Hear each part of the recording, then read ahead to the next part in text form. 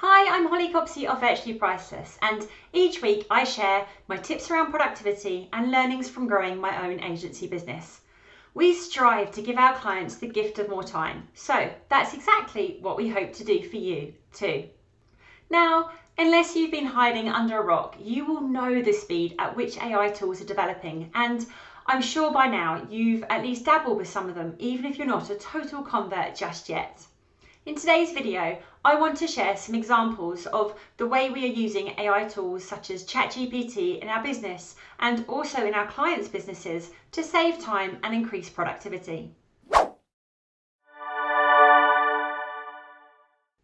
It's really important to highlight here that we never share client data with any AI tool without their express permission, and it's always important to anonymize anything you upload into an AI platform that could potentially identify you or your business. There are thousands of ways in which AI can help you, and there is no way we can even begin to cover all of them. So here are 5 examples of the different ways our team is using AI to assist us on a daily basis, which you might want to consider. For any task that involves an element of research, ChatGPT is always my first port of call. I've used it to look into options for events, suggestions for gifts, help with content and creating presentations. It often gives a great starting point, and something that previously took hours of initial research can now be done in seconds and refined quickly and simply, like this example I'm showing you on event research for a consultancy firm. Not only does it give great ideas around venues, but it also considers budget, the overall experience, and memorable features we could incorporate. This allowed me to very quickly gauge the client's thoughts and move forward with next steps. Another very quick and easy task is asking ChatGPT to give you feedback on something you've created. This could be a presentation, a speech, a sales pitch, or even just an email that you want to ensure has the right tone and makes all the key points. This is a great way to check your work and to continuously improve, and it's particularly helpful if you are someone who struggles with spelling and grammar or writing in a particular style. As an example, here's an email I've written a little too casually and listed with errors so you can see what corrections it proposes. One task I've seen several clients find AI particularly helpful with is the analysis and summarisation of information. It could be that they've received a report they would like summarised, or they've extracted some figures out of their accounting system which they'd like to further analyse. To demonstrate the speed at which this can be done, let's look at a presentation I gave last year to an audience of PAs.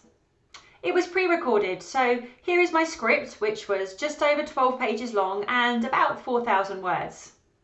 We can upload the document here and it will very quickly extract the key points, which I could then use as a basis for a new presentation or to create slides or even promotional materials ahead of the conference.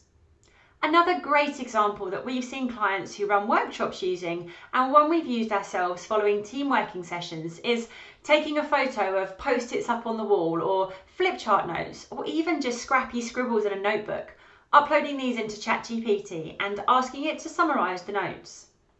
We've been blown away with how well these are interpreted, and it can save hours when you're putting together post-event reports or actioning follow-ups.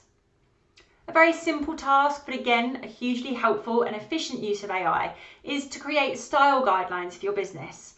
All you have to do is copy and paste a few examples of some content you've written, and then ask it to create some style guidelines you can share with team members, just as I'm showing you in this example.